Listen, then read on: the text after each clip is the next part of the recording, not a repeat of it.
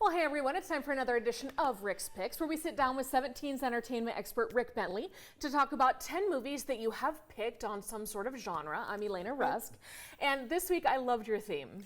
Yeah, I thought we'd take a look at television shows that spawned movies. We're not going to do the other way. There were a lot of movies that became TV shows. For example, Voyage Beyond the Sea was a movie before that. MASH was a movie before it became a TV series.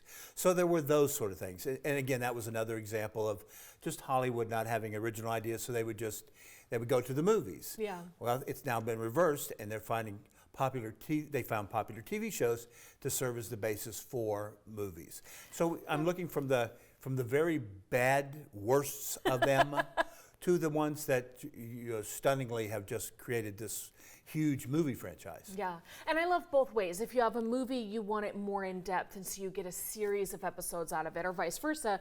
You have a great show, and you're like, I want to see this with a bigger Hollywood budget and all the special effects. So we're going to start with Wild Wild West. This movie was so bad. I remember watching it once thinking, what is this? But the thing that really stuck in my mind about that movie was the man with the ear trumpet that was very gross. Yeah. He had fluid that he blew out of it, which physically is not possible. It was just gross. There's so much about this movie is not possible. Right. But let's just start with the fact it's based on the TV series from 1965 to 1969 that starred Robert Conrad and Ross Martin. Now, I love that show because it was America's answer to the James Bond trend. We didn't want to just do it American. We already had The Man from U.N.C.L.E., so they said, well, let's do it in the West. And I liked the show, even though it had bizarre, wild adventures for them to go on. It was always done with a very serious tone. Robert Conrad, basically, to me, was the James T. Kirk of the West. He was always smug. His shirt was always getting ripped off. He could woo the ladies. And so it was a very, it wasn't a completely dead drama, but it was a very serious take on a Western. Move fast forward now to the movie version, which came out in 1969. And what they did was, and we'll see this as a trend of bad TV shows made into movies, is they just said, oh, forget what we did. We'll take the character names and we'll do it very camp. Okay. And so they got away from that serious thing. And it starts with a casting of Will Smith. Now, I have nothing against Will Smith, but he's just not that cool, suave agent that James West was in the TV series. And what we get is that sort of, cocky sort of character that Smith plays in all his movies. And so that didn't. But the big failing in this was the casting of Kenneth Branagh as Mikaliko Loveless, which was a character from the original TV series, but his southern accent is just so bad. And then everything they do in this thing is wrong.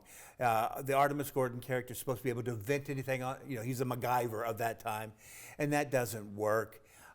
He's a master disguise, and yet you can see through every one of his disguises in a heartbeat. So what they did is they took what was the essence of that original TV show, they twisted it, tried to make a sort of a light comedy out of it, and it failed. It just failed miserably. Yeah, and I completely agree with all of that, so I don't even want to talk about it anymore. Yeah. It was the Dole West. It was. There you go. There you go. So I wanted to move on to the Avengers, because this was one that has not only taken the TV series that people loved for years, especially kids, but has become this franchise that just keeps making money. No, because you're thinking of the superheroes Avengers. Yes. This is the British TV series, The Avengers. The one with John Steed and Emma Peel. And so basically it was a 60s TV series about two British spies. And what I loved about it was sort of taking the James Bond character and putting him out in the field. Now, Patrick O'Neill played John Steed, a very British, dapper, he wore a bowler hat. He didn't use a gun, he fought with his cane. And then we had Diana Rigg playing Emma Peel. And she, at that time in the 60s, was an icon. She was really one of the first that I remember strong female spy characters. And she did it so well, just a gorgeous, gorgeous woman. But that character was so smart, they were witty, there was a banner between them that worked so well. And then you do the movie, the one that came out in 1998 with Ralph Fiennes and Uma Thurman, and they just lose that touch. They had it going for them. They could have just copied what they had done before, but instead, the film tries to bank on the sort of witty banner, where it completely fails. And this is going to be stunning. These words are coming out of my mouth. The biggest fail in it is the villain, played by Sean Connery. Yeah. And he's a mad scientist who's going to use weather to beat down London unless he gets 5% of their national. The whole script is convoluted. Connery, as much as he wants to play the bad guy, he can't pull it off. And so what we had was an original spy series with some very interesting adventures for them to deal with that just turned into a sort of a camp version of it that was destroyed by trying to have a villain, and they went for the big name rather than somebody who could actually pull off playing a villain.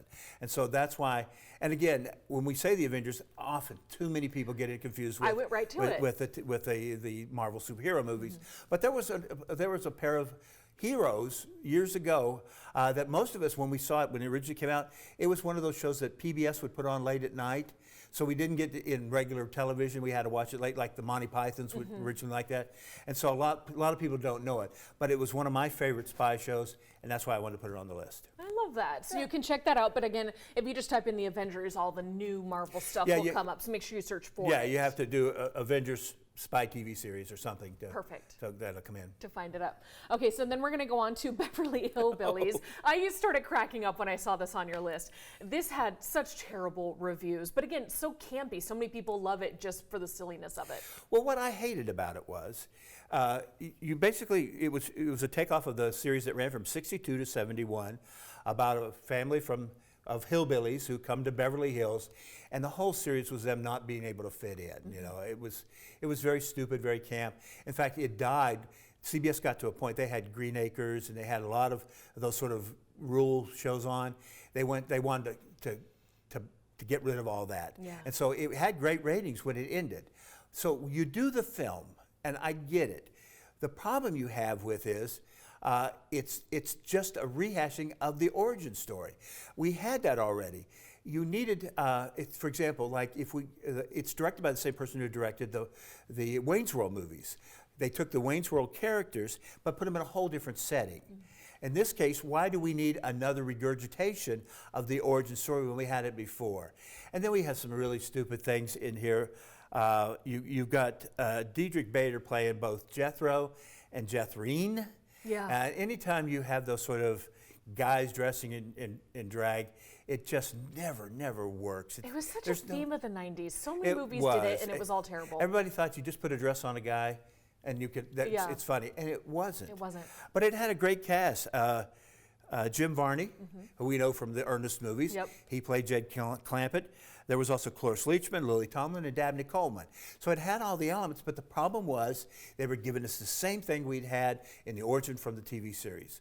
And so why pay money to see something I'd already seen and done better? Yeah, exactly. I think the only lasting thing I have from the Beverly Hillbillies is whenever you see a car driving down the road that's overloaded, people immediately say Beverly Hillbillies. Doesn't mean it was a good a show or a movie. No. And again, the show was light entertainment. I have no problem with that kind of programming.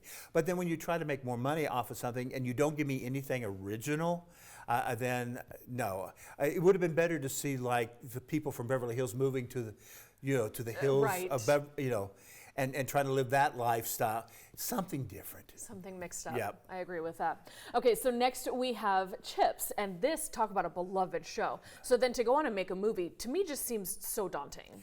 Well, if they had stuck with the original concept of Chips, and that ran from 77 to 83, and I will admit, there were moments on Chips where they kind of went, big.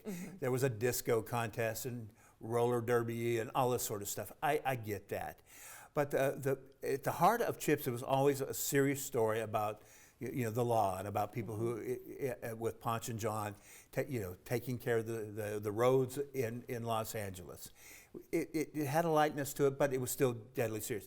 Then you do the movie, and you decide you're going to be very camp with it. You're going to be over the top. Now, it was written by and stars Dax Shepard, and he plays the John character.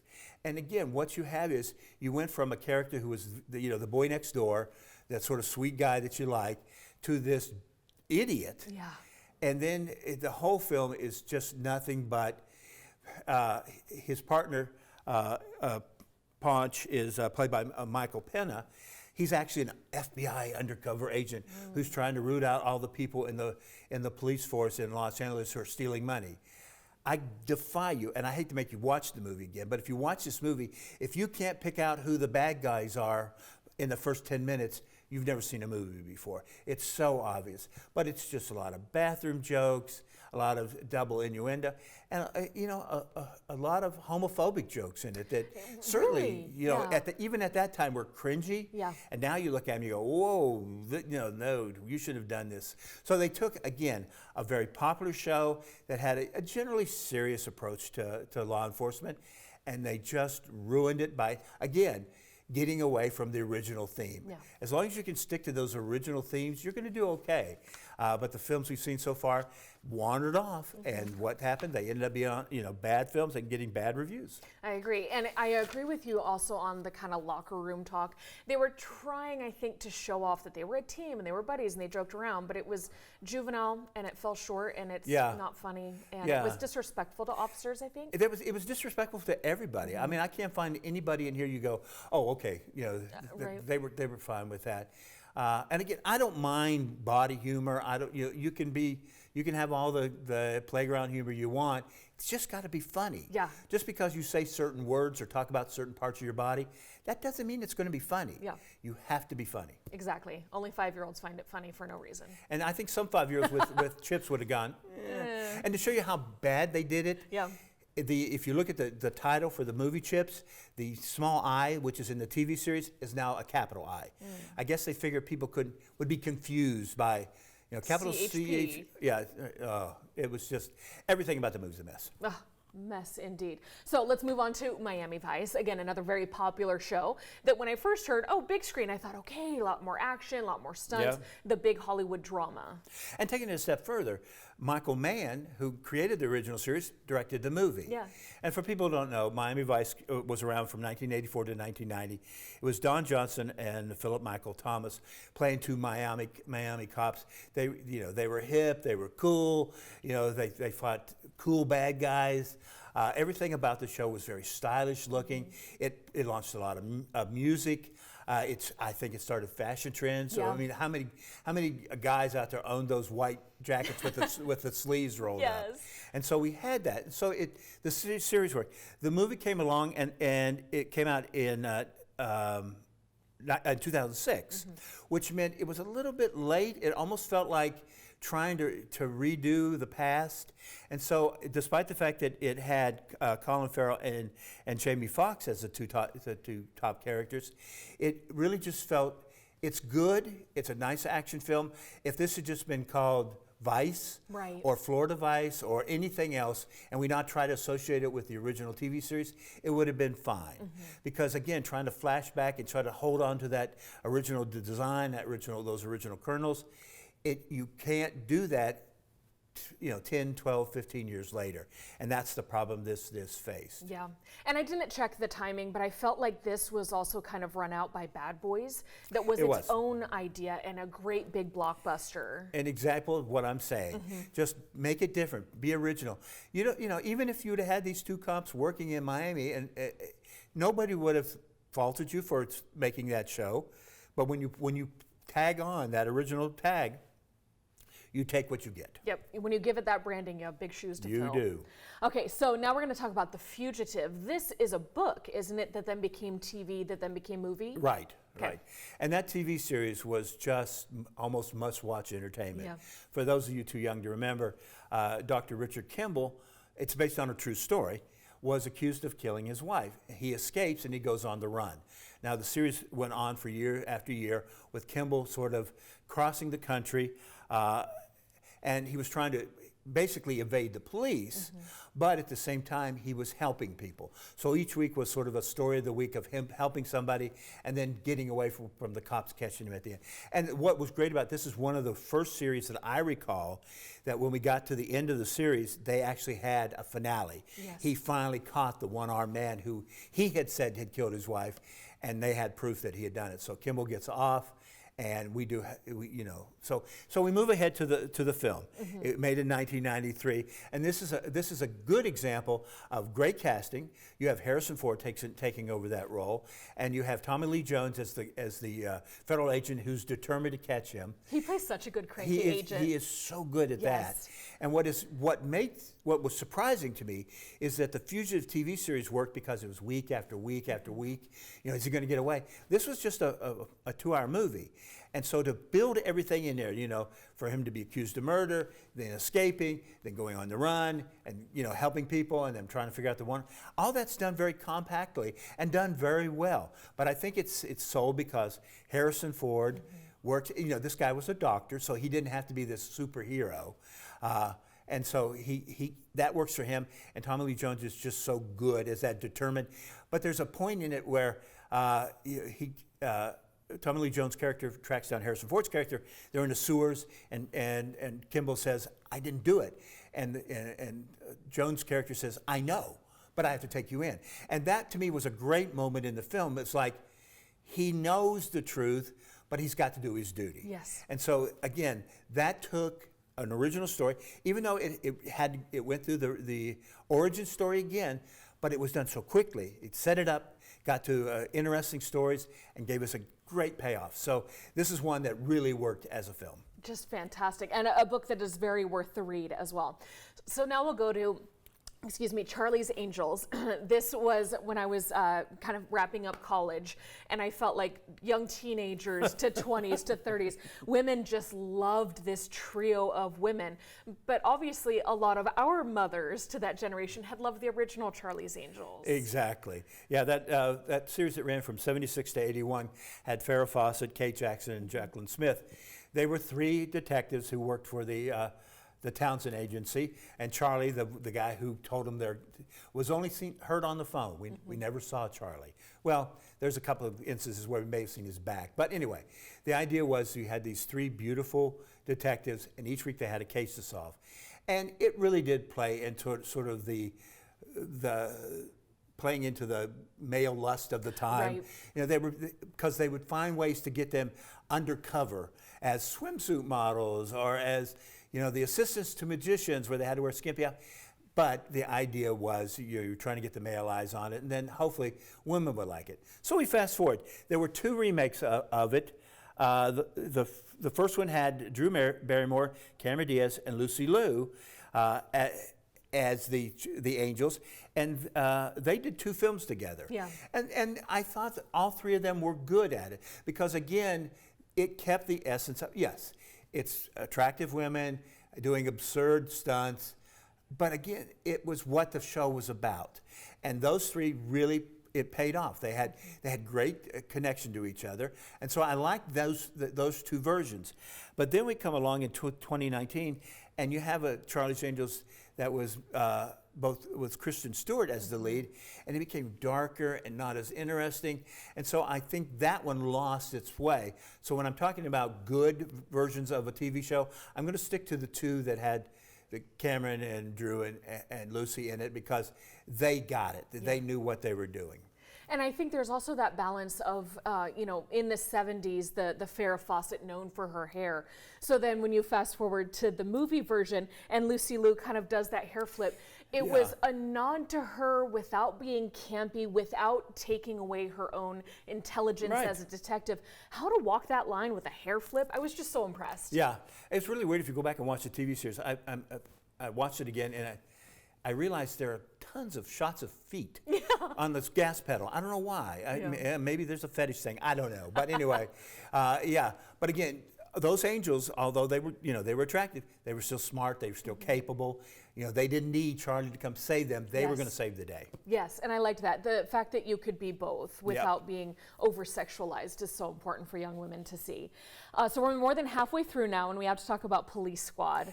Then turning into The Naked Gun, and talk about campy, but people love it. My brothers especially just loved that movie, and really Police Squad itself too. You know, the amazing thing about Police Squad, the TV series, it came on in 1982. 2 episodes aired. That's it. There were 2 more that aired later, so a total of 4. Okay. But only 4 episodes. And we all thought, as critics, we thought, man, This show's got it. It was by the same people who had done Airplane. It was very stupid, very camp humor, way over the top. It was I think the film that really Leslie Nielsen's career was made from this this series. And again, how stupid is a so joke where you dumb. open the door and you slam yourself in the nose? I think it's interesting to look back at part of the cast. O.J. Simpson was in it, but we'll just sort of skip over that for right now. Yeah. But again, this is one of those shows. It was slapstick in every way, absurd. But again, it was just one of those films that didn't care, and so they did it twice, and both of them worked. It's all slapstick. There's nothing intelligent about this, about the movies or the TV series. But if you can track down the TV series, and it's a hard one to find. Yeah. But if you can find it, it is just as good and just as funny. It's one of those shows I still say, I don't know how in the world it didn't keep going. Right? I always thought there was more. It surprises people when you say, well, only 2 aired, then they pulled it, and then later I think they needed a filler for something, and they put 2 more on. But it was just, it's hard to tell. But the movies were blockbuster hits, and they're just hilarious fun. And, some of the humor is a little dated. Seeing Reggie Jackson try to shoot the Queen. Right. It's like some people are going, Reggie? I don't know. But it's still, if you just go for the slapstick, it really goes back to the early days of Laurel and Hardy and Keystone Cops. It's all about the physical humor. And like Spaceballs, just this series where you can have that serious detective character hitting his nose. Yeah. The way it was played so dry and so well just really was executed perfectly. And I think the casting of Leslie Nielsen was what did it. Yes. Because Nielsen had been a very serious actor up to then. And then to see him there, part of your brain is saying, is this serious? Yeah. But then you see him doing this stupid stuff. And so I think that magnifies the comedy in it. So, yeah, the casting of Nielsen, I think, really did it, which leads us to talk about the fact that there'll be another one coming out this summer, and Liam Neeson's taking over the role. Now, the guy I just adore for the Taken movies is just as serious as Leslie Nielsen, and yet here he is back doing another Naked Gun. It looks to be the same sort of campy, broad, stupid humor that has worked in the past. I do feel like Neeson is a good selection for this, as you can see from that scene right there. I think, and Seth MacFarlane, so you know he's going to do great. Yeah, and he has his own bizarre sense of humor. Anyway, so you combine that with what the Airplane people were doing, I think this has a great shot at being great fun. Yeah. It's going to be stupid. It is. There's no question about it, but I think it's going to be great fun. Yeah. How do you fill his shoes when he so perfectly walked that line of being serious but silly? And if anybody can do it, he can. I think that's brilliant casting. Yes. Yeah, so I'm hoping he has that famous Taken speech, which is one of the most famous in film history, the version of it for Police Squad. I hope so. Yeah. Oh, I can't wait. And when does that come out this year? It's July, sorry. July. July. We're going to have to do a review on that, of course. We're going to, yes, we will. So for now, we're going to move on. We have only 2 left, and Mission Impossible. This has come up in another one of our picks, but Mission Impossible, just such a 90s classic that really set the stage for a new era of spy movies, I think. I love that you said a 90s classic because, the original was on from 66 to 73. Okay. That's my Mission Impossible. And mine is the 90s Yours movie. is the 90s. And that's the great thing about it. There were 2 versions of it. And then the movie. There's been 8 Mission Impossible movies. Yeah. And the new one's coming out next month. It's said to be the final reckoning. We'll see if this is the last one with Tom Cruise in it.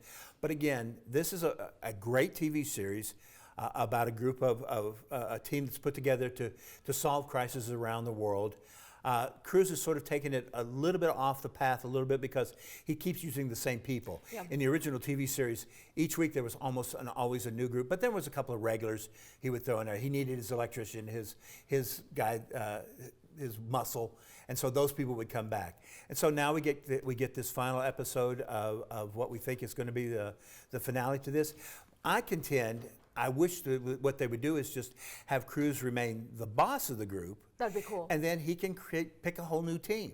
He doesn't have to go out on the missions. He doesn't have to hang from airplanes and hang from the ceiling on a wire or whatever, but he can still be a part of the show. You know, the guy is in his early 60s, so it's kind of time, although he can still run like nobody else in film history. He still does so many stunts, which I just think is amazing. I didn't think with the new Top Gun that he was going to be able to do what he used to do, and there he was just doing it. And the word is now that there's also going to be another Top Gun movie. Oh, so interesting. Yeah, so he's got plenty. Right, so my question with Mission Impossible was, again, I'm the movie version fan, and so I remember seeing it with the peeling of the faces and that big Hollywood makeup and props and all the who is who kind of thing.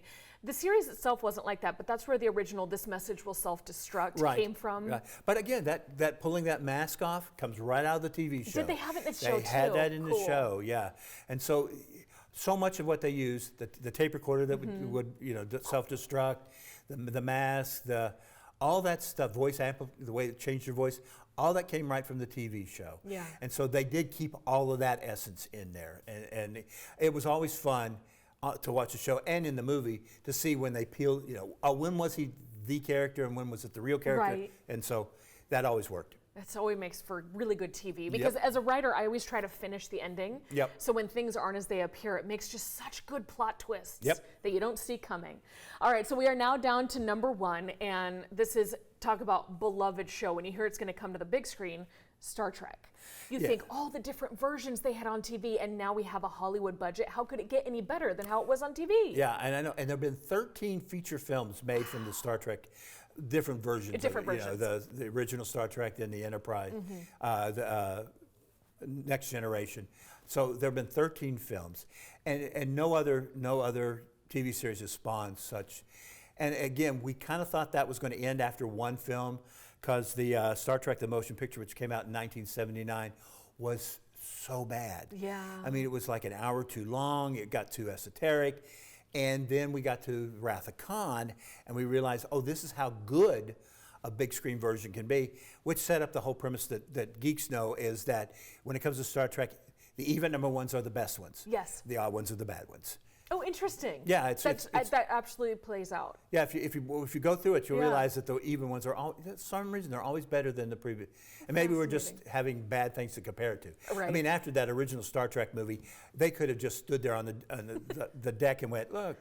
And we went, hey, that's better. That's better. You did better. You finally got it this time. Right. So pulling video for this, I wanted to pull the one with Chris Pine Chris there. Pine. Because this was, again, using such the graphics and the imagery and the lens flares. I feel like J.J. Abrams created new worlds. He did.